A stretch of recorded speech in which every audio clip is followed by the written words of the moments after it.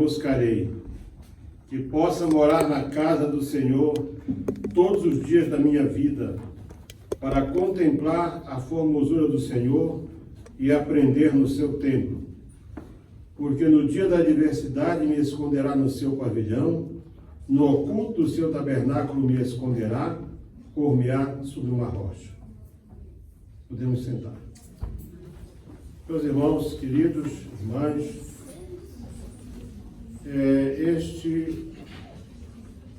sem querer, naturalmente, nenhum tipo de exagero, mas o tema desse mês é um tema riquíssimo, que não se esgota com poucas mensagens, e que é muito interessante se você tiver cuidado de ler esses três salmos, aliás, 25, 26 e 27, você vai descobrir por que Davi chega a esse ponto. Mas o segredo está aqui. Ele diz assim: o Senhor é a minha luz e a minha salvação, a quem temerei? O Senhor é a força da minha vida, de quem me recearei? Quando os malvados, meus adversários e meus inimigos investiram contra mim para comerem as minhas carnes, tropeçaram e caíram. E aqui parece que isto aqui vem antes, mas na verdade isso aqui vem depois. Porque Davi, ele vai para o versículo 4 e ele mostra o segredo pelo qual os seus inimigos, talvez mais fortes, e eram mais fortes do que ele, Davi foi um homem extremamente perseguido. A história de Davi é uma história de sucesso, porque ele se apegou a Deus desde o começo. Não há, assim, uma certeza absoluta, mas havia um problema na família, porque há uma altura que Davi diz assim, que em iniquidade ele foi gerado. E em pecado ele foi, portanto, ele havia nascido. Então, se nós apanharmos assim, e eu não gosto muito de pegar um texto isolado, mas isso é um desabafo dele para falar da sua vida, dá a entender de que houve um problema qualquer na família e que Davi era o último filho, era o oitavo filho, e extremamente desprezado na sua casa. Ninguém tinha a menor consideração por ele, embora ele fosse filho. Toda a sua vida ele foi sempre colocado de lado. Ele não era alto, talvez tirando Saul, que era um caso extra.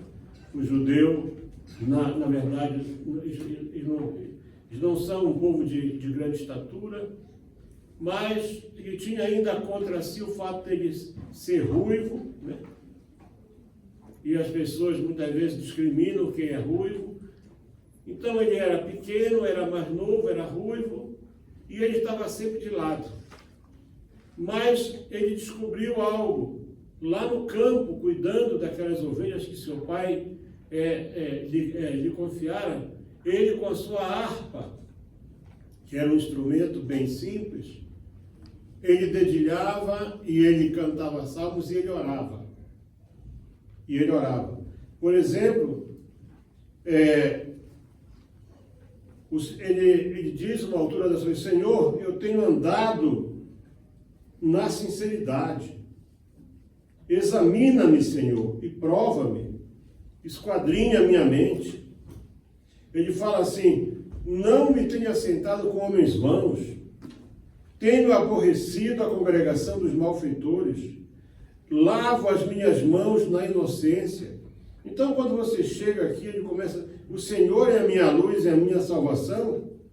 Ele começa aqui, isso aqui é uma declaração do que já havia acontecido com ele. É assim: quando os malvados me cercaram e queriam me destruir, diz aqui a palavra do Senhor que eles avançaram contra ele, mas não chegaram nele, eles tropeçaram e caíram.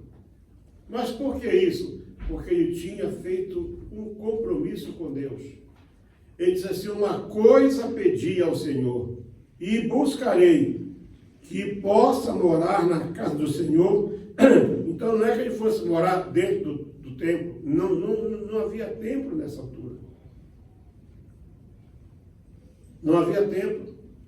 O tabernáculo ainda estava lá em Siló sem a arca, porque a arca estava na casa de Abinadab.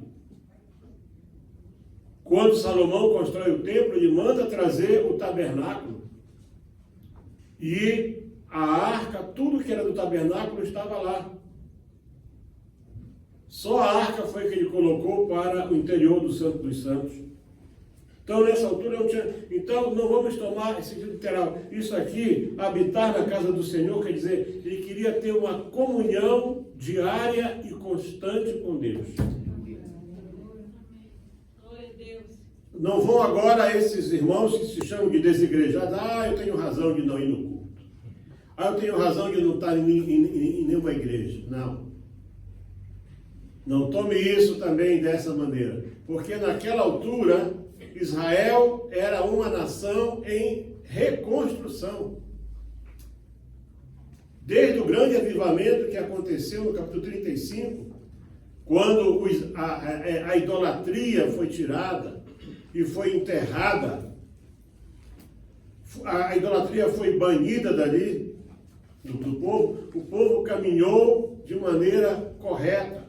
Depois o povo foi para o Egito e durante mais ou menos 215 anos, segundo os historiadores, Israel se formou lá no Egito e lá se tornou um povo idólatra.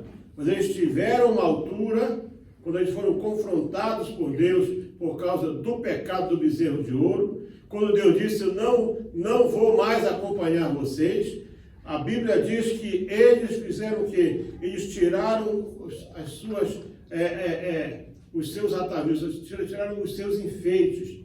E ali estavam também símbolos da idolatria do Egito. Eles se desfizeram daquilo. Esse foi um princípio de conserto que Israel teve. Portanto, Israel era uma nação. Aí Deus deu para Moisés o modelo do tabernáculo, como seria o formato do culto. O culto ao Senhor, a adoração ao Senhor, não era de cântico, não era de banda de música, era de oferta. Nas festas tinha que ter oferta. Mas depois que o povo e toda aquela geração, ela que saiu do Egito, ela morreu no deserto, com exceção de Josué e Caleb, porque até Moisés morreu também. Todos morreram. Dos que tinham acima de 20 anos, só Josué e Caleb entraram na terra prometida. O genro de Caleb, Otiniel, veio a ser o primeiro juiz de Israel. Vejam como é um exemplo de fidelidade, quando a pessoa é fiel a Deus, quando a pessoa por isso que eu digo que os pais precisam ser exemplo nas suas casas. Caleb, com 100 anos, disse para Josué: olha, o meu braço continua tão forte como quando eu saí do Egito. E subiu um monte e expulsou de lá gigantes que moravam lá, gigantes. E ocupou aquela terra. E o seu genro, e ele aí teve uma altura que disse assim: olha, está tendo uma batalha, quem conquistar aquele lugar ali vai casar com a minha filha. O Otiniel, acho que gostava dela, né? Saltou e fez lá um grande estrago e casou com a filha dele, mas permaneceu fiel. Tanto que o primeiro juiz de Israel foi Otiniel, genro de Caleb. Mas aí Israel entrou num declínio espiritual muito grande. Vieram os juízes, como nós conhecemos a história dos juízes. Eram pessoas que Deus levantava em meia vez, uma, duas, ou não era todo Israel, né? Mas uma parte, e eles aconselhavam, eram a presença de Deus ali, porque o tabernáculo em si não era muito considerado. Desde Arão, e seus filhos, o próximo que você vai ouvir falar alguma coisa no tabernáculo foi quem? Foi Eli. E isso passou muito tempo mesmo. E é um exemplo de um sacerdote fraco, de um homem que não é que ele ficou velho pelo tempo, o seu ministério envelheceu. E o ministério envelhecido é uma coisa terrível. Ele já não conseguia mais dar valor a Deus, aquele valor que Deus merece. Ao ponto dos filisteus virem e destruírem praticamente, eles enfraqueceram Israel, levaram a arca. E você vê ali no começo de 1 Samuel essa história, quando a arca é levada, e 6 meses depois, porque a arca é o símbolo da presença de Deus, e em dezembro eu quero falar bastante sobre a presença de Deus, desde quando Moisés diz, né, se não fores conosco, não nos faça sair desse lugar. Se a tua presença não vai conosco, nós não queremos sair daqui. Mas eles esqueceram isso em alguma altura. Aí a arca volta sozinha para Israel. E as pessoas então consagraram Abinadab para poder cuidar dela. E ela ficou lá por mais de 80 anos. A arca ficou lá por mais de 80 anos e não aconteceu nada de extraordinário na casa daquele homem. Porque não basta ter a arca. A arca era só uma caixa pequena. Mas se você não busca aquilo que a arca representa, que é a presença de Deus, então não é nada. Símbolos não são nada, são só símbolos. Mas Davi, com a sua harpa, sem que houvesse, não tinha nenhum santuário ali naquela região. Estava lá na casa de Abinadab o que restava e o que sobrou, porque o santuário inteiro, o tabernáculo inteiro Salomão trouxe. Eu estava lá em Siló, Deus nunca deixou destruir. Quando Salomão traz a arca para o templo, dizem que lá dentro só estavam as tábuas da lei, porque só era pedra. A vara de Arão não estava mais lá. As pessoas gostam de simbologia mágica. O pote de ouro com maná não estava mais lá. Alguém roubou. Podem tirar aquilo que são símbolos do homem, mas a palavra de Deus permanece para sempre. Amém. Então o que estava na arca era o mais importante, era a palavra. A palavra é símbolo da presença. Então Davi disse, uma coisa eu pedi e eu vou buscar, que eu possa viver todos os dias da minha vida na casa do Senhor.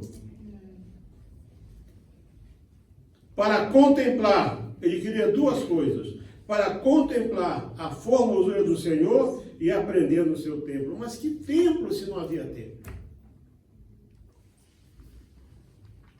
Que templo que Davi queria se não havia templo? Ele imaginava, porque Davi, ele imaginava como era a sala do trono. Ele imaginava a Deus como uma presença eterna. E era isso que ele queria. Ele queria se aprofundar cada dia mais nos salmos, na adoração, na oração, na comunhão com Deus, para ele sentir essa presença. Ele não queria... Tem um autor que diz assim, olha, um dia na tua presença vale mais do que 1000 fora dela. É isso que às vezes nós temos tantas facilidades hoje em dia. Davi, ele era... Eu nem sei se Davi sabia escrever. Ninguém sabe. O fato dele ter os salmos sem serem dele, ele pode ter ditado esses salmos, porque naquela altura os escribas é que escreviam. Ele não tinha Bíblia, não tinha nada. Mas ele tinha um desejo de estar na presença de Deus. E quando a pessoa tem desejo de estar na presença de Deus, não fica criando razões para sair da presença de Deus. Por qualquer razão as pessoas abandonam a presença de Deus. Não é que você está abandonando a congregação, não. Você está deixando a presença de Deus. Porque quando entra na tua vida a amargura, o ressentimento, e você não tem desejo de vir adorar o Senhor, na tua casa você não adora. O segredo deste homem, o maior segredo dele, se é que pode-se dizer isso, é que ele buscava ardentemente a presença de Deus em todo o tempo. Por isso que quando os inimigos mais fortes do que ele, Davi tinha 400 homens, depois eram 600, ele começou com 400 homens que eram o piorio de Israel. Os endividados, os que estavam fugindo por alguma razão, os injustiçados, todos aqueles que não tinham mais como viver nas suas casas. Diz que eles como Davi era o símbolo do desprezo, eles se chegaram para Davi. E você observa que aqueles anos todos, e foi todo o final, mais ou menos aí, os últimos 20 anos de Saul, e os 7 anos ainda que o filho que Isbosete governou, Davi estava lá, e esse grupo foi crescendo. Ele nunca usou esses homens para fazer mal a ninguém. Ele nunca usou a revolta deles, a insatisfação deles, as tristezas deles, para induzir, para eles fazerem mal a quem quer que fosse. Pelo contrário, quando eles queriam fazer alguma coisa, ele segurava. Quando eles vieram e souberam que a cidade dele tinha sido, Ziclag, tinha sido destruída, deixaram 200 homens ali, 400 foram com ele, e na volta os 400 disseram, não, o despojo é nosso. Disse, não. Ficaram 200 homens guardando as nossas coisas. Isso também, quer dizer, ele criou o senso de justiça. Então, estar na presença de Deus é um fator de vida. Não se resume a 1h30 ou 2 horas de culto, ou mesmo que você seja muito fiel na terça, na quinta e tal. E isso não se resume. Estar na presença de Deus é você buscar diariamente a comunhão com Ele. Amém. Aí você vai ver as coisas acontecerem à tua volta. Milagres que você só nem vai se dar conta que aconteceram. Porque ele diz assim, olha, porque eu escolhi a presença de Deus, vieram homens maiores, mais fortes do que eu. Mas olha só, eles caíram e tropeçaram. Eles não conseguiram chegar onde estava Davi. Por que isso? Porque ele declara aqui no versículo 5, porque no dia da adversidade me esconderá no seu pavilhão. No oculto do seu tabernáculo me esconderá, por-me-á sobre uma rocha. Quer dizer, ele tinha plena convicção daquilo que Deus estaria sempre fazendo na vida dele. Por isso que ele não tinha receio. Quando a coisa estava muito séria, ele chamou lá o sacerdote que estava com ele, não era apenas um sacerdote, e disse, traz aí o éfode de linho, que era uma espécie de uma cobertura, de um manto, e vamos consultar o Senhor. E tudo que ele fazia, ele consultava o Senhor. Por quê? Porque ele um dia disse, eu escolhi estar na presença do Senhor. Então nós fazemos planos, e depois de fazermos planos é que vamos orar, ou às vezes já investimos em coisas que não valem a pena, aí dá para trás, aí irmãos me ajudem em oração, irmãos eu estou fazendo assim, se der certo, mas você tinha que ter orado antes. Você tinha que ter buscado a presença de Deus para ter conselho com Ele antes. Davi errou, claro, ele errou muitas vezes. Ele foi um grande líder, um grande rei, mas foi um péssimo pai, um marido horrível. Um péssimo exemplo como pai. Ele não dá um exemplo bom de pai, em nenhum momento.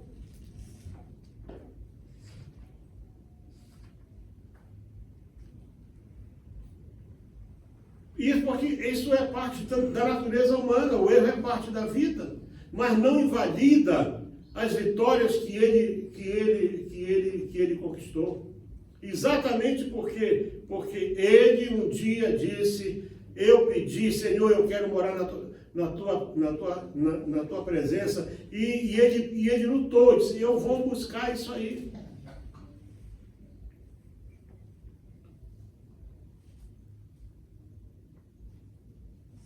E ele fala aqui, também a minha cabeça será exaltada sobre os meus inimigos que estão ao redor de mim, pelo que oferecerei sacrifício de júbilo no seu tabernáculo, cantarei louvores ao Senhor.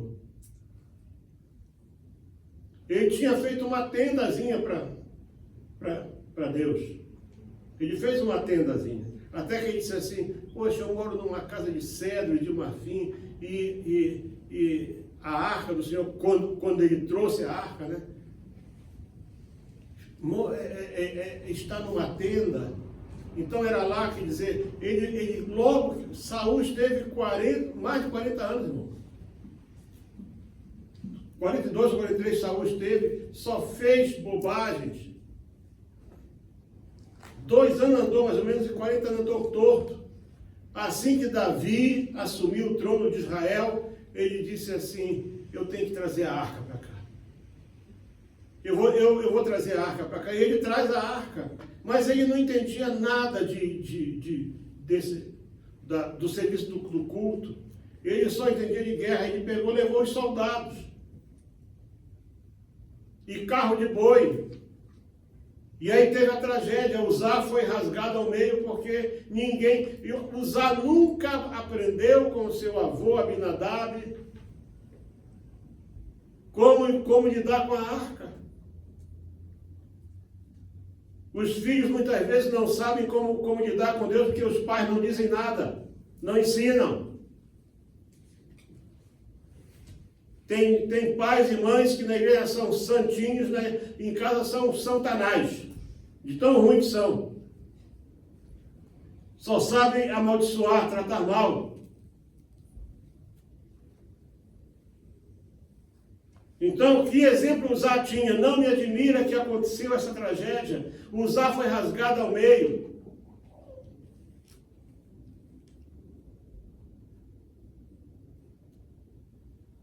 E o lugar onde a arca deu a carroça tropeçou, chama-se lugar de tragédia. E aí pronto, acontece aquilo o quê? Aí viram lá uma casinha lá. Quem é que mora ali? Mora ali um infeliz aí, um chamado Obed-Edom. Mas era levita, senão não podia ter arca na casa dele. E bateram lá e o Obed-Edom abriu a porta. E em 3 meses, não se sabe como, mas foi tanta bênção na casa do Obed-Edom que chegou lá em Jerusalém. Você olha, Davi, desde que a arca entrou na casa do Obed-Edom, que não para de... É bênção que não acaba mais. É muita bênção lá. Por quê? Obed-Edom soube como lidar com a presença. Estou só preparando vocês para aquilo que vai ser em dezembro. Não basta buscar a presença, tem que saber lidar com a presença. Aí Davi vai buscar. Mas como é? Aí... Olha, vamos falar com quem entende do assunto, com os sacerdotes. Rei, a arca não é para andar em carro de boi, a arca é para andar nos ombros dos levitas. Quem carrega a presença é o homem. O homem é que foi escolhido por Deus para ser o portador da sua presença. Por isso que eu e você precisamos, no nosso dia a dia, mostrar a esse mundo que Deus está em nós.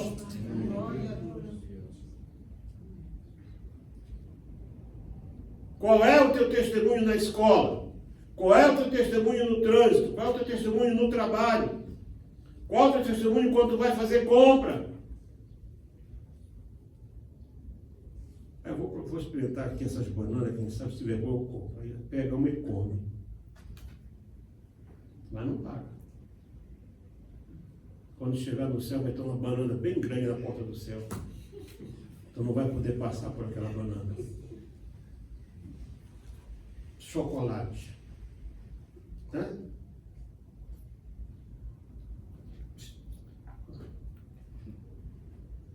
Vai chegar no céu, tem um chocolate grandão lá na porta. E esse chocolate tu não pagou lá.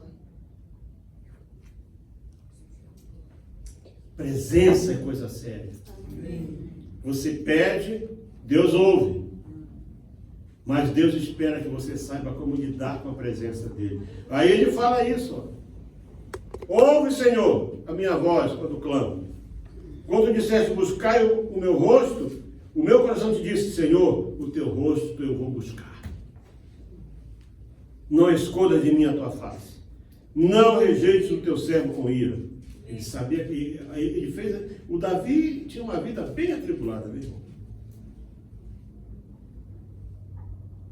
Porque quando meu pai e minha mãe me desampararem, o Senhor me recolherá. Ele mostra aqui que ele tinha problemas em casa. Ensina-me, Senhor, o teu caminho e guia-me pela vereda direita por causa dos que me andam espiando. As pessoas estão de olho em você. Elas estão de olho em você, na tua vida. Elas sabem que você é diferente. Elas sabem a maneira como é que tu estás agindo. Elas vão fazer tudo para tentar com que você erre, que você cometa um erro.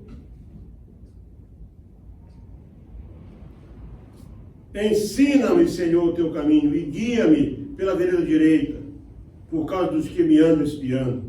Não me entregues à vontade dos meus adversários, pois se levantaram falsas testemunhas contra mim, e os que respiram crueldade. Pereceria sem dúvida se não cresce que viria os bens do Senhor na terra dos viventes. Você precisa crer que Deus quer te abençoar. Eu vou, quem sabe isso? Não, Deus quer você abençoado. A Bíblia diz que a geração do justo será poderosa na terra. Glória a Deus. Mas Deus quer que você, irmão e irmã, que estão me ouvindo, quer que você seja abençoado, que você seja próspero, que você possa construir um futuro para a tua casa, de maneira que os teus filhos possam olhar o teu exemplo e seguir. É isso que Deus quer de nós.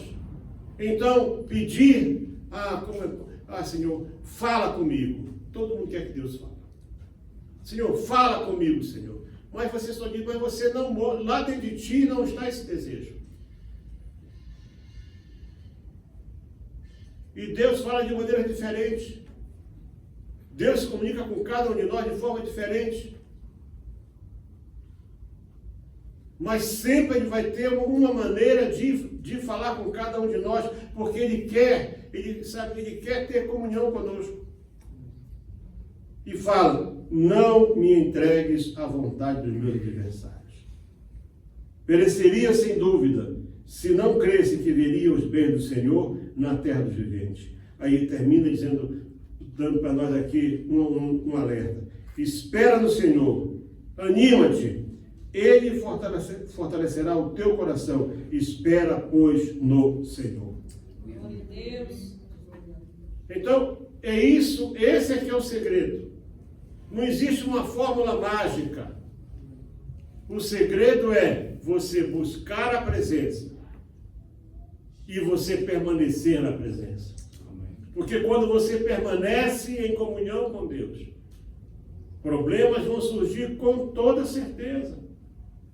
Mas aqueles que vierem contra ti nem vão chegar, eles vão cair. Você vai ver a queda deles. E você vai ver que, apesar de tudo, você está caminhando para frente. Já me perguntaram muitas vezes, pastor, qual é o teu segredo?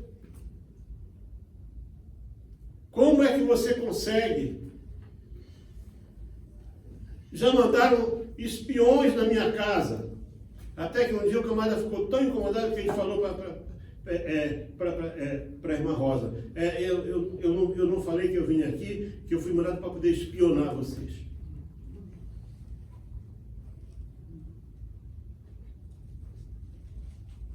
Porque as pessoas ficam, veio um cidadão lá vou falar até onde foi, lá de Pretória, chegou em casa. Aí eu vim aqui que os irmãos, olha, são só os irmãos, nunca é o próprio. Os irmãos querem saber como é a sua vida, por que você consegue viver assim? Eu disse para ele, olha, é o seguinte, eles poderiam saber disso. Eu fui convidado para ser pastor de lá, e eu deveria ter ido para lá, para poder ajudar vocês, mas como lá tem uma cambada de ladrões que não querem dar dízimo, vieram falar conosco, e quando eu mostrei o caderno do dízimo, que o meu nome era o primeiro, um disse logo, eu dou boas ofertas, dízimo não dou. Disse, então não conte comigo, porque eu não quero ser pastor de ladrão.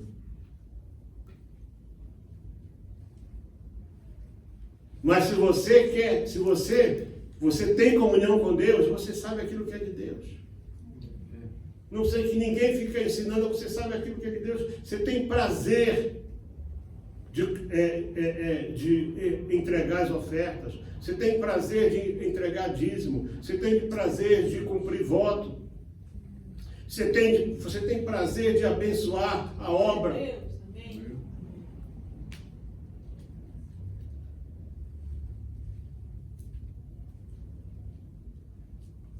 Mas tem pessoas que só querem aparecer, não fazem nada. Qualquer evento que tem, não se mexem para nada, mas na hora querem aparecer.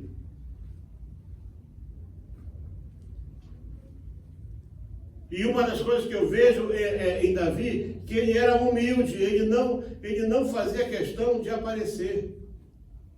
Tudo que fazia, ele dizia a glória do Senhor. Não, isso é porque Deus é grande. Não é Deus que fez isso, é Deus que faz. Ele escreveu, do Senhor é a terra e a sua plenitude. Ele disse uma coisa, eu ouvi, e 2 vezes eu repeti que todo poder pertence a Deus, é tudo de Deus. Mas ele tinha a convicção disso por quê? Porque um dia ele fez um compromisso com o Senhor e disse, Senhor, eu quero estar na tua presença. Eu não quero apenas ser aquela pessoa que vai lá e só senta para fazer número. Senhor, eu quero que as pessoas vejam o Senhor em mim. Olhando para mim, eles vão ver que Deus está comigo. Glória a Deus. Observa os homens de Deus na Bíblia. Diziam mesmo para eles, olha, temos visto que Deus está contigo. Temos visto que o Senhor é contigo. Por quê? Por causa do testemunho da vida deles. Você só poderá desfrutar desse abrigo, dessa proteção, desse esconderijo, desse pavilhão e dessa rocha, se você viver na presença de Deus. Porque Deus não é pronto-socorro. Deus não é farmácia. Deus não é hospital. Para você procurar só quando dói a barriga. Só quando as coisas estão... eu vou fazer agora, sim, agora. Eu vou aqui fazer aqui um jejum para que Deus fazer...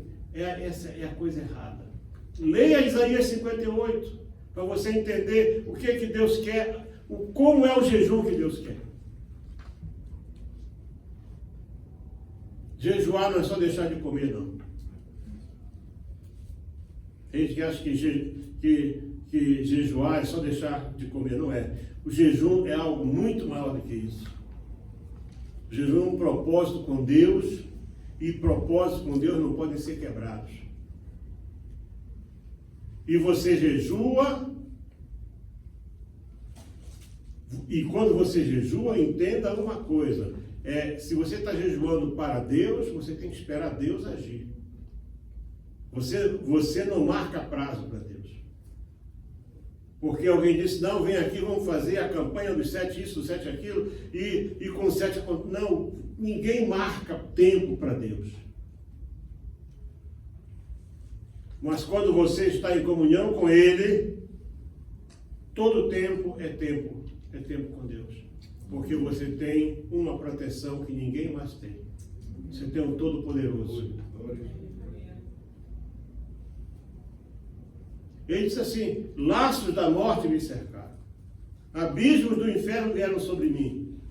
Mas diz o quê? Mas o Senhor me guardou. Você vê o livramento. Você vê a bênção. Você vê o crescimento. Você vê a prosperidade. Você vê a cura divina. Você vê pessoas sendo transformadas à tua volta. Por quê? Porque você sabe que você está na presença de Deus.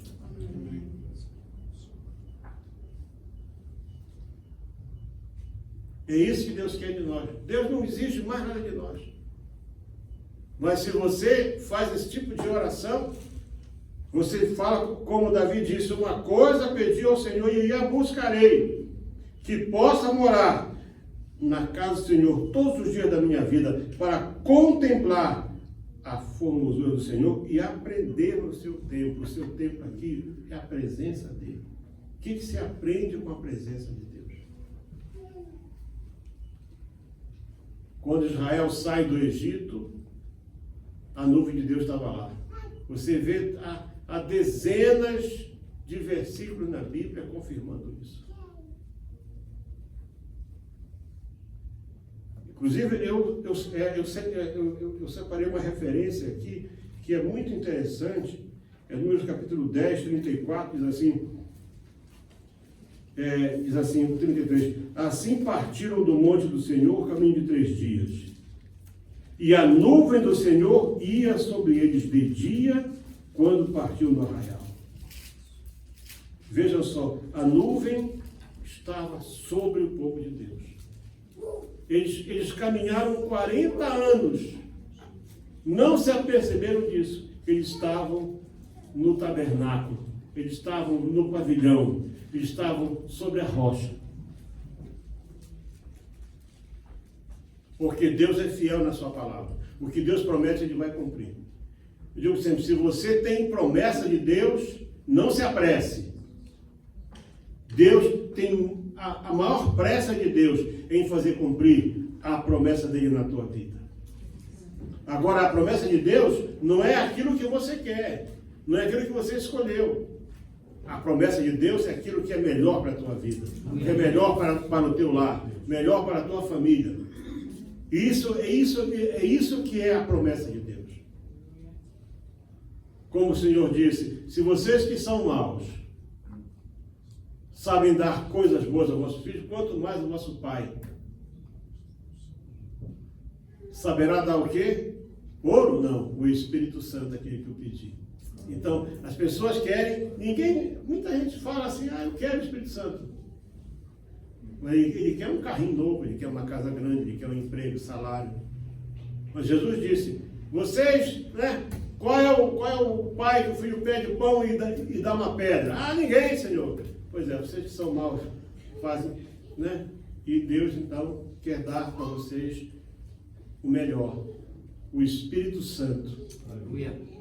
Porque o melhor é o Espírito Santo. O Espírito Santo é o quê? É a presença de Deus em nós. É quando você é morada de Deus na tua vida. É o Espírito Santo, o teu corpo é o templo dele. Então veja, irmãos, que a Bíblia é um livro que está totalmente conectado.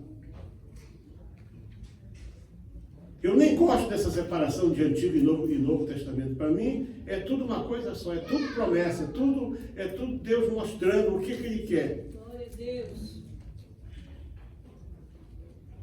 Então, você quer o melhor? Peça ao Espírito Santo. Senhor, eu quero o Teu Espírito em mim. Levanta-te, Jacó, vai até Belém e lá faz um altar ao Deus que te apareceu no dia que estava fugindo do teu irmão Jacó, do teu irmão Esaú. Quando ele vai começar, vem aquele sentimento, eu não posso ir para a presença de Deus assim. Cara suja, empoeirado, a minha casa está cheia de idolatria, tem muita coisa errada por aqui. Gente, Deus mandou ir lá para Belém, é uma boa jornada, mas temos que fazer uma mudança na nossa vida. Ninguém pode comparecer perante o Senhor assim. Mas não é só o banho físico, não é só a roupa física. Eles, literalmente, as vestes espirituais foram mudadas, porque eles tiraram a idolatria.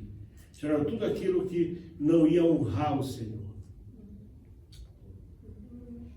Então Deus nos mostra em todo o tempo na sua palavra que o mais importante de tudo é estar na presença dele. Esse foi o grande segredo de Davi.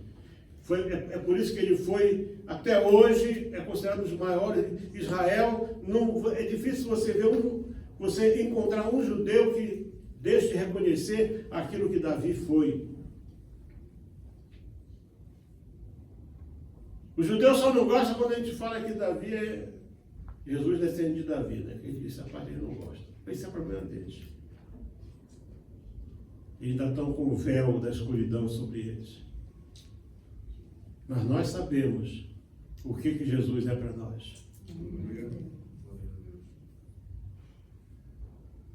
Ele disse, os vossos pais comeram maná. Ele disse, eu sou mais importante que o maná. Eu sou maior que o maná. Quando você está na presença de Deus, vai ali, você vai. Você não quer saber de nada, você vai. Deus mandou fazer, você faz. Não tem nada que consiga parar a tua vida. Você tem uma prioridade. A tua prioridade é, eu quero atender aquilo que o meu Deus quer.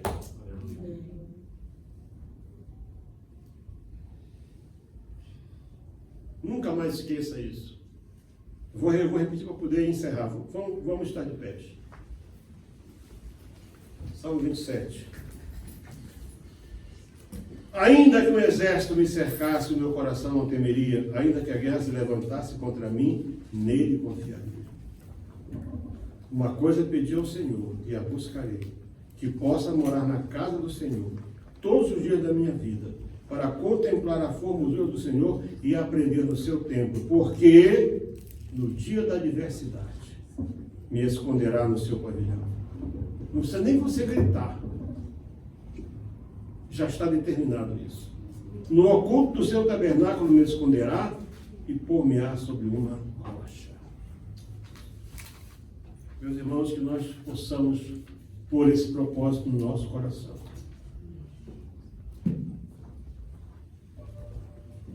Porque é o que Deus quer de cada um de nós.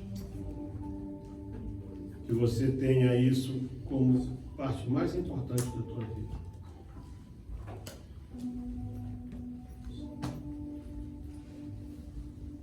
Quando Israel chega na beira do Mar Vermelho e vê a poeira dos carros de Faraó e o barulho e os gritos, Moisés não tinha sepulcro no Egito para você nos trazer para morrer aqui. Não foi isso que nós dissemos para você, que nós não queremos sair. Tem gente que não quer deixar de ser escravo. Quer continuar escravo, escravizado. Eles nem viram que a nuvem saiu da frente deles e foi para trás deles. A nuvem ficou entre eles e Faraó. A Bíblia diz que da nuvem e da coluna, Deus, porque aquilo era, né, talvez o anoitecer. Eles passaram toda a noite cruzando o mar. Deus viu e Deus confusionou o arraial dos egípcios.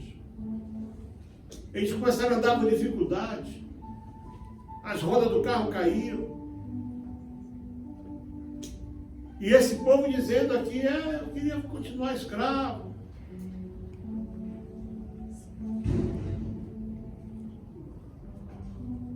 Se você quer continuar escravo, eu não posso fazer nada por ti. Mas se você quer ser livre para cruzar todos os mares desta vida, todos os desertos, Observa que não teve nada fácil. Teve lá um lugar só com 70 palmeiras e 12 fontes de água. E o resto só foi prova. Teve um tempo que voou codorna assim, mas o maná não faltava. Esse é o tipo da nossa vida. Os que desistem caem pelo caminho. O exemplo daqueles 600 mil que caíram é o exemplo daqueles que vão ficando pelo meio do caminho. Que não creem que Deus é poderoso para remover os obstáculos. Põe essa mão no seu coração, quero orar pela tua vida agora. Pai Santo, em nome de Jesus, eu concluo, Senhor, essa série de mensagens, entregando este povo, que é o teu povo, em tuas mãos. Que neles haja um desejo sincero, Senhor, profundo, de buscar a tua presença e viver nela. Sabendo, ó Deus, que na tua presença, Senhor, eles serão sempre vencedores. Aconteça o que acontecer, Senhor. Porque eu creio no poder da tua palavra e das tuas promessas. Que o Senhor não falou em vão. O Senhor é poderoso para fazer cumprir na nossa vida tudo o que o Senhor tem dito na sua palavra. Eu oro por esse pai e por essa mãe que estão em dúvida. Eu oro por esse filho e por essa filha que estão em dúvida. Que o Senhor possa tirar toda a dúvida deles. Que eles possam ver os milagres do Senhor acontecendo diariamente. Que eles possam ver a provisão do Senhor vindo sobre eles. Senhor, que eles tenham o prazer de estar na tua casa, na tua presença, Senhor. Ó Deus, te buscando, te adorando, seja em que momento for. Jamais eles abram, Senhor, mão desse propósito, Senhor, que é de reconhecer a tua grandeza, o teu senhorio e o teu poder. Eu te peço, Pai, perdoa os nossos pecados. Perdoa-nos, Senhor, porque somos carne, mas tu és espírito para sempre. Senhor, vem sobre nós com a tua graça e com o teu poder. Opera em nós cada dia, Senhor. Tira de nós o que não te agrada, Senhor. Nos liberta, Senhor Deus, dos desejos da carne. E fortalece cada dia o teu espírito em nós. Em nome de Jesus. Amém. Está trazendo essa palavra que Paulo escreveu à igreja em Corinto, capítulo 15, verso 58, que diz assim: portanto, meus amados irmãos, sede firmes e constantes, sempre abundantes na obra do Senhor, sabendo que o vosso trabalho não é vão no Senhor. Quero estimular você que está vendo esse vídeo agora, que você se torne um contribuinte ainda mais fiel, que você possa captar a visão dos vossos pastores, sabendo que é isso que você está fazendo, o investimento que você faz, ele não é vão. Hoje são mais de 100 igrejas na Índia, são mais de 100 igrejas no Malawi, são centenas, milhares de pessoas que estão ouvindo a palavra de Deus, que estão sendo acompanhados, socorridos, sustentados, alimentados. Estamos construindo o templo. O que você fizer, saiba de uma coisa, vai estar diante de Deus. É Deus que vai te dar sempre a resposta e a recompensa. Deus abençoe a todos. Aqui nós estamos numa igreja, reunião dos pastores hoje, regional, e pastores vieram para louvar o Senhor, também compartilhar as palavras do Senhor. Muito obrigado pelas suas orações. Ele já batizou aqui, ele tem mais ou menos mais 50 pessoas na igreja, ele já batizou aqui pelo menos umas 30 pessoas, segundo o pastor disse. Esse é o tanque de batismo, aqui está. Esse é o tanque. Quando tudo começou, era apenas um palheiro aqui, era uma palhota. O pastor Peter então construiu esse templo, e aquilo que você vê lá do lado é a casa dele. Isso é tudo que ele tem. Tem essa moto, que foi dada também para ele. Esse tuk-tuk aqui, que é para ele buscar os irmãos. Também tudo isso aqui é fruto de ofertas, através do pastor Peter.